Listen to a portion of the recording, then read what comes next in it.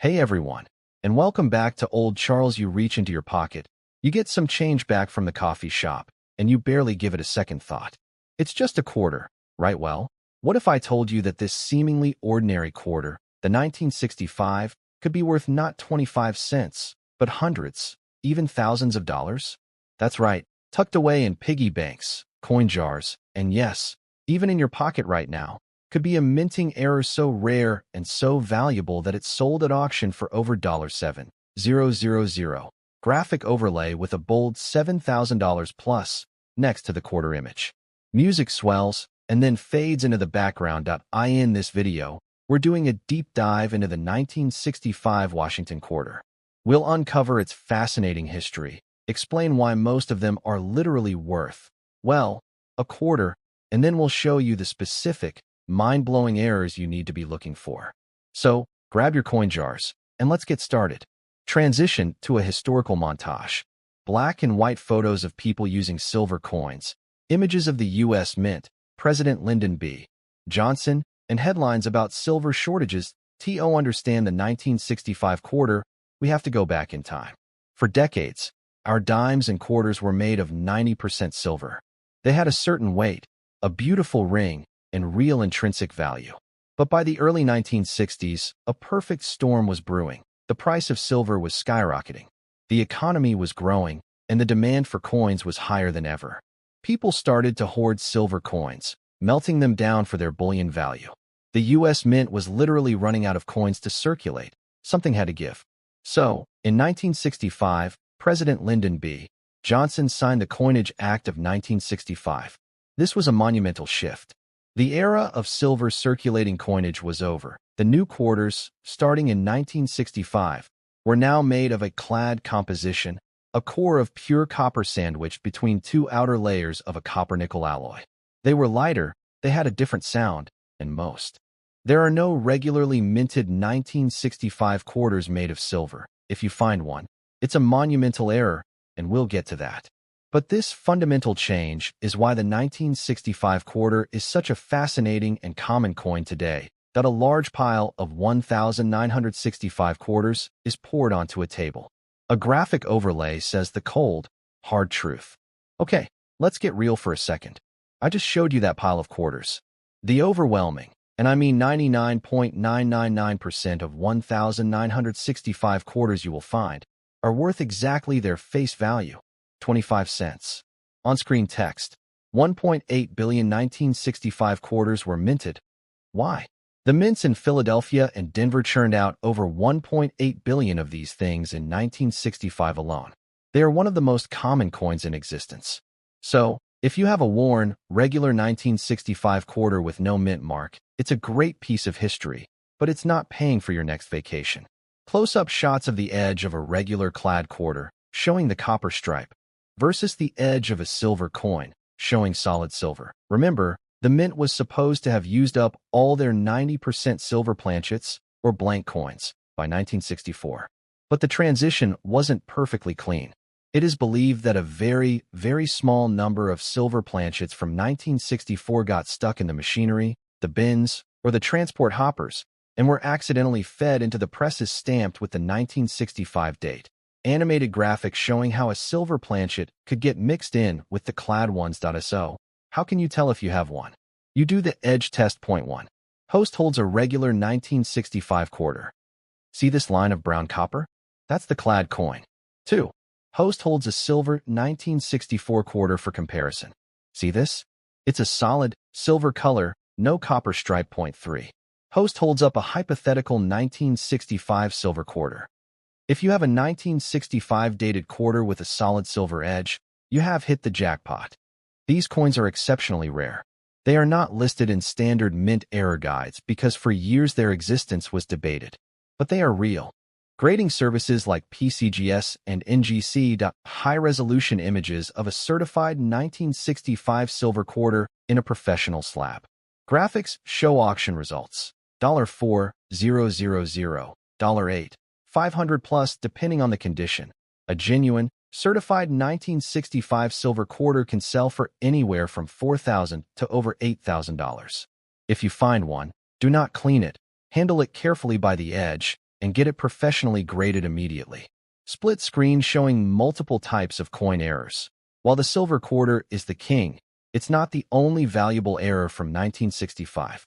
The mint was working at a breakneck pace, and that led to other fascinating mistakes. Close-up of a coin that is misaligned, with part of the design missing and a crescent of blank planchet showing.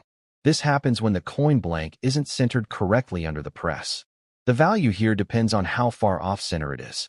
A 5% off-center might be worth $20, but a 50% off-center strike can be worth $200 or more. Collectors love the dramatic look of these. Close-up of a coin that is larger and flatter than normal, with no raised rim. This occurs when the retaining collar, the ring that holds the planchet in place during the strike, fails. The metal flows outward, creating a wider, flatter coin.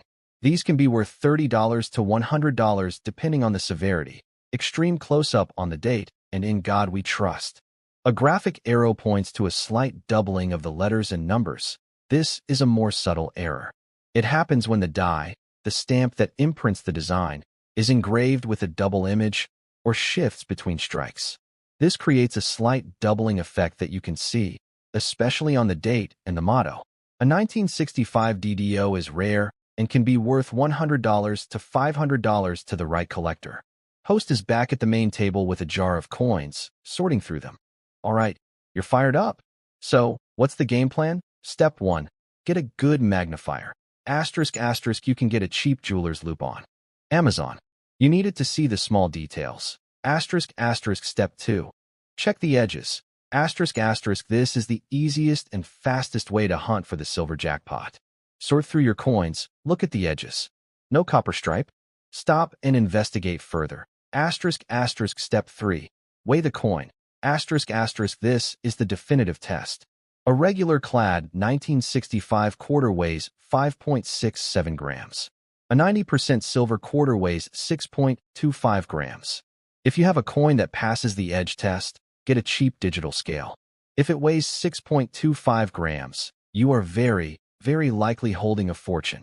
Step 4. Look for oddities. ***, is the design off-center? Is the coin misshapen? Is there weird doubling in the lettering? Set those aside for further research. And the most important rule, do not clean your coins. Cleaning a coin, even with soap and water, can permanently damage its surface and reduce its value to just face value. If you think you have something valuable, handle it by the edges and put it in a protective plastic flip. Recap montage of the key points. The silver edge, the off-center coin, the scale showing 6.25G.SO. The 1965 quarter is a tale of two extremes. On one hand, it's the most common of common coins, a relic of a massive monetary change. On the other hand, it holds the potential for one of the most exciting and valuable mint errors of the modern era. Take a clear photo and post it in the comments below. ***, the community, and I would love to see what you found. Let's see if we can find a treasure together. And if you learned something today, do me a huge favor. Smash that like button and subscribe to Coin Vault for more guides on the hidden treasures in your pocket. Hit the bell icon so you don't miss our next video, where we'll be looking at the 1982 penny and its multi-thousand-dollar variety. For thousands of years before European arrival, the Americas were populated by diverse and sophisticated indigenous nations. These cultures ranged from small, nomadic tribes to vast, complex societies like the Mississippian culture, known for its large mound-building cities like Cahokia, and the advanced civilizations of the Southwest, such as the ancestral Puebloans, Anasazi. It is estimated that millions of people lived in North America, with hundreds of distinct languages and cultures. Following Christopher Columbus's voyages sponsored by Spain, other European powers, including England, France, Spain, and the Netherlands, raced to establish colonies in the New World. Their goals were a mix of economic gain, resources, trade, religious freedom, and imperial expansion. After the French and Indian War, 1754 to 1763, Britain, deeply in debt, imposed a series of taxes on the colonies, e.g., Stamp Act, Townshend Acts, without colonial representation in Parliament. This led to the famous slogan, "No taxation without representation," and growing resistance. Hostilities began at Lexington and Concord. The Second Continental Congress appointed George Washington as Commander-in-Chief of the Continental Army and, most significantly, adopted the Declaration of Independence on July 4, 1776, drafted primarily by Thomas Jefferson. The first national constitution created a weak central government, which proved ineffective at governing the new nation. Delegates met in Philadelphia to draft a new framework for government. The result was the U.S. Constitution, which established a federal system with three branches: executive, legislative, judicial, and a series of checks and balances. The Bill of Rights, the first 10 amendments, was added in 1791 to guarantee individual liberties. The period after the war aimed to rebuild the South and secure rights for freed slaves. Constitutional amendments granted citizenship and voting rights to black men. However, Reconstruction ended prematurely, leading to the rise of Jim Crow laws that enforced racial segregation and disenfranchisement for nearly a century. The U.S. transformed into an industrial giant, driven by railroads, steel, and oil. Captains of industry, like Rockefeller and Carnegie, amassed vast wealth. But this era was also marked by harsh labor conditions and significant income inequality, the Gilded Age. A reform movement emerged to address the problems of industrialization, advocating for women's suffrage, child labor laws, food safety regulations, and the breaking up of monopolies. The U.S. began to exert its influence abroad, fighting the Spanish-American War, 1898, and acquiring territories. Initially neutral in World War I, the U.S. entered the conflict in 1917, helping to ensure an Allied victory that a decade of economic prosperity, cultural dynamism, the Jazz Age, and social change, culminating in the stock market crash of 1929, the worst economic downturn in U.S. history, led to widespread unemployment and poverty. President Franklin D. Roosevelt's New Deal was a series of programs and reforms designed to provide relief, recovery, and reform. The U.S. entered the war after the Japanese attack on Pearl Harbor on December 7, 1941. American industrial might and military power were decisive in defeating the Axis powers. The war ended with the U.S. dropping atomic bombs on Hiroshima and Nagasaki, ushering in the nuclear age. A decades-long ideological, political, and military struggle with the Soviet Union defined this era. It included proxy wars like the Korean War and Vietnam War, and a nuclear arms race. Domestically, it fueled the Second Red Scare, a monumental struggle to end legalized racial segregation and discrimination. Led by figures like Martin Luther King Jr., it achieved major victories with the Civil Rights Act of 1964 and the Voting Rights Act of 1965. This period also saw the counterculture movement, the feminist movement, and the environmental movement, significantly changing American society. With the collapse of the Soviet Union in 1991, the U.S. emerged as the world's sole superpower. The 1990s were a period of economic growth and the rise of the Internet. The terrorist attacks on September 11, 2001, reshaped American foreign and domestic policy, leading to wars in Afghanistan and Iraq and a heightened focus on national security. The nation has grappled with the Great Recession, 2008, deep political polarization, debates over healthcare and immigration, the social movements of Black Lives Matter and LGBTQ+ rights, and the profound challenges of the COVID-19 pandemic. This is the grade collectors highly desire: an attractive, sharply struck coin with only minor, inconspicuous contact marks. It has full, original luster and a great eye appeal. Value: $10-$20, virtually flawless. A coin in this condition for a common date like 1965 is exceptionally rare because it was saved early and preserved perfectly. It has magnificent eye appeal. Value: $100 to over $1,000. The value skyrockets because of the extreme rarity of finding a mass-produced coin in such a pristine state. At this level, it is a pinnacle specimen of an ultra-rarity, and its value is maximized. When you examine your 1965 quarter, look for these specific things. 1. Luster asterisk. This is the cartwheel effect or shimmer of light on the original coin's surface. A coin that has been circulated has lost its luster.